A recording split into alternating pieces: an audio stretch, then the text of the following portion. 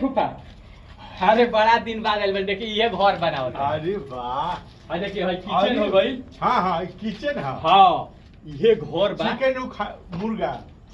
चिकन मुर्गा ना, हाँ। किचन। किचन। हाँ अच्छा अच्छा। चिकन मुर्गा वाला ना। तो ये किचन में का होई? बताई पुरानका जमाना के तू आदमी हो। रसोई जान तो रसोई जो में खाना बनत रहल।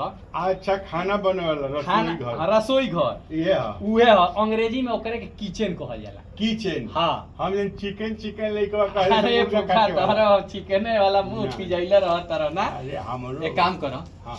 तू घर देख, अच्छा तब तक हम चाय पानी बिस्कुट के अच्छा। जुगाड़ भाई करते। नल लागल है जी यहाँ। अरे नल नहीं खेला गोल। हाँ हाँ। अरे उ पाइप हो काट के धोई बा। अच्छा पाइप काट के। काम चलता हम जाने कि नल लागल बा। अरे काम चलता। अच्छा। तो हम चाय बिस्कुट के जुगाड़ हाँ, करते नहीं हैं आज जा बाबू है? ना।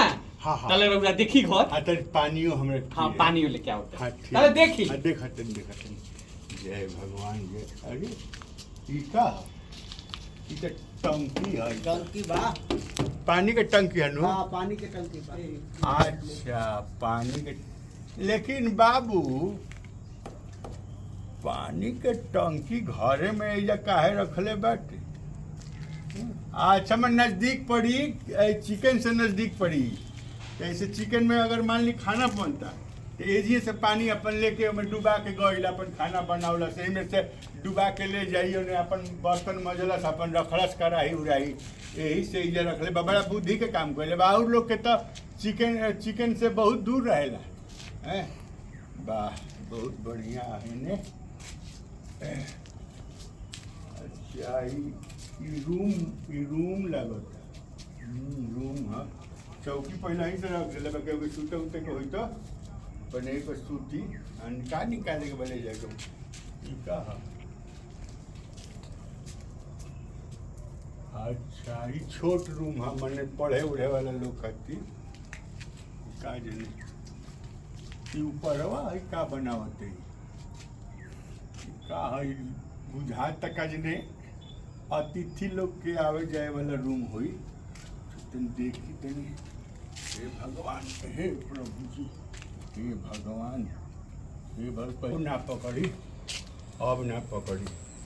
जय भगवान जय भगवान जय भगवान जय भगवान जय भगवान जय भगवान जय भगवान जय भगवान जय भगवान जय भगवान जय भगवान।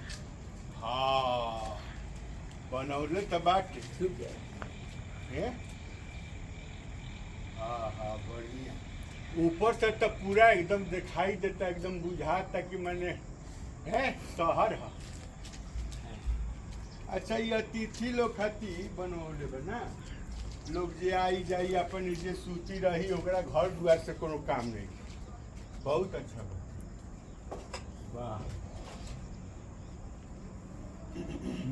अच्छा हाउदा बहने हाउदो बाटी। अब उन्हें क्या हाउदा बोले बाटी? ठीक बा खेत बाड़ी कुल बाड़ी सब अच्छा तो बाटे।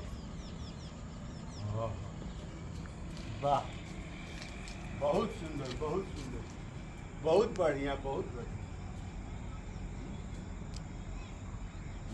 ये तो बहुत अच्छा है।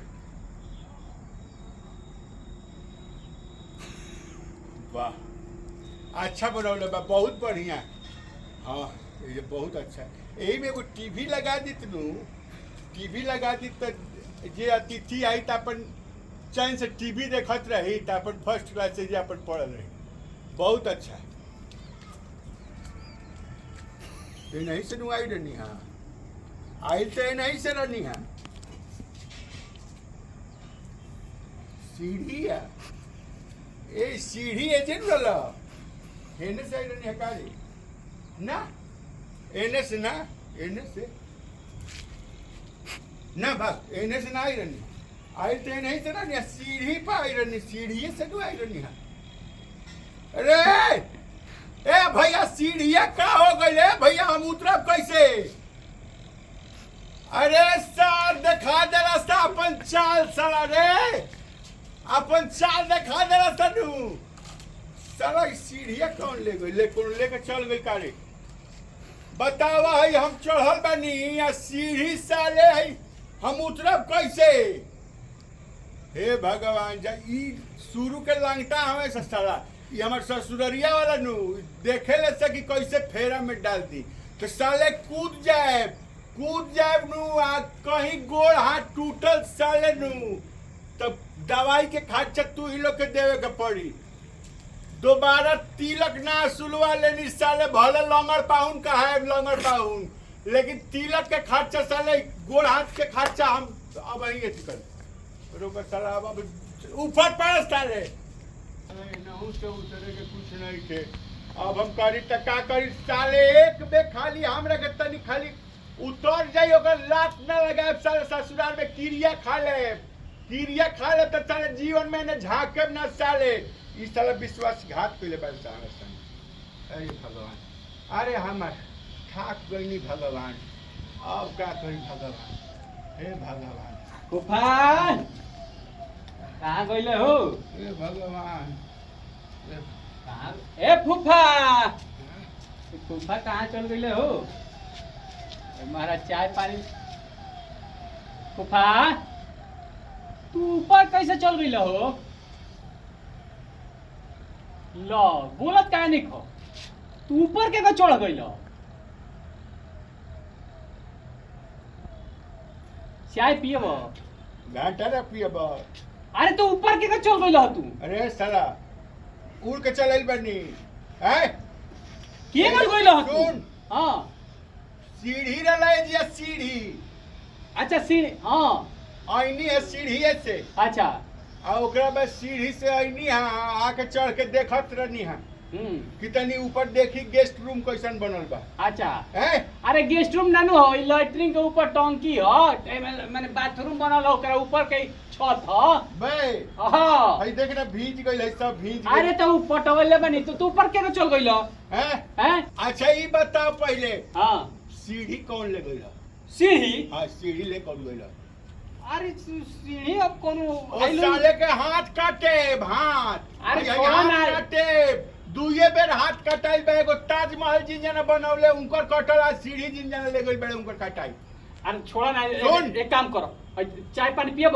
ऊपर पड़ तो चाय पानी खाली हमरा के एक बे उतरवा दे जीवन में लात ना लगाए साले जिया। अच्छा रोको हम सीढ़ी लेके आवत एक बेर खाली उतरवा दे हमरा के लेके आवत रोको। साले लोग खेला कइला बाड़ लोग हमरा से हैं साला एगो तो बाही बताओ नहीं बाथरूम के ऊपर हमरा चढ़ावले बरसे कालू। आओ आओ आओ त हां आओ ऐसे चढ़ के ऐसे करबे तब चढ़ब।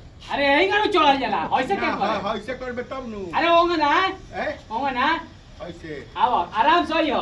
हां हां हाथ कैसे पकड़ भाई गोड़ हेले डाल की हाथ डाल चले तो पागल है हुआ लोग। गोड़ में धरो ये पर चढ़ तरह के चढ़े के कोलक हो चढ़ के देखत रहनी अरे चलो देख ही लता हां ना हिली आओ आओ आराम से हैं आओ आराम से हां देखिए हां आई हो हां आओ हैं आओ ठीक बा हां आओ नीचे आओ नीचे आई नु। हां अच्छा। चाय बिस्कुट लो हैं चाय बिस्कुट लो और चाय बिस्कुट लो। घंटा न तार चाय पियले न बिस्कुट पियल सुना हम्म शुरू के लांगटा हवा तो तनी के कह दे तनी साला आज तो सर्टिफिकेट मिल गई। अरे मैं लांगटा का बात बा खिसियात काहे बड़ तू? ऐ सीढ़ी कौन ले गई है साला? अरे तो सीढ़ी कोनो लेके चल गइल हमरा थोड़ी मालूम बा हम तो चाय बनावे गोरनी हो। घर के मालिक तू हवा तो केतना पता न रही। अरे तो हमरा को केहू बनाते बा लेके चल गइल हो ये में खिसियाए काला का बात बा? देखला से ना आदमी ऊपर चढ़ल बैठे लो ना चाय तो पियो। पैसा लगा तो चाय पिए था जीवन में ससुरारी हम ना आए सुन अपन रख है सीढ़ी आ अपन है बाथरूम चलले फूफा चाह रखा अपन अरे तो चूस्ता बनाओ तनी के चूस्ता घुसता हम नहीं खाए वाला सुन हाँ। आदमी के जब पराने ना रही तो चूस्ता का करी? अरे तो परान का तो हम हैं? गलती हो गई कोनो लड़का होवे सीढ़ी हटा दे लखो में के दिक्कत का लेके बा। चारों ओर से देखत रहनी हाँ हम कि कहीं कूदे के जगह बाकी ना। अरे तो छोड़ा ना हमार हाथ फूफा, फेर सुना कर- ना फूफा मत खिसिया का? खिसिया मत। एको एथी ना हैं? हम जातनी नीचे हम देखत नहीं हमार साइकिल पंचर बाटे हमरा पैदल जाए के पड़ी। हम तारा के मोटरसाइकिल से छोड़ के? दे बुलेटवा से छोड़ दे। चल रे साले जब ये सीढ़ी तक उठा लेता तू मुंह आवे खातिर हमरा सजीज करता सामने संगे अरे बात कर सर हम ना देब हैं? बता ना फूफा जी चल गई और बात खिसियाइले रहेला। भाग ए फूफा ए साले भाग भाग नमस्कार दोस्तों, मैं आपका दोस्त वीआईपी विजेंद्र सिंह, हमारा संगे बानी आनंद मोहन पांडे मामा जी और रौरा देख रहा बानी Anand Mohan official YouTube channel. जी।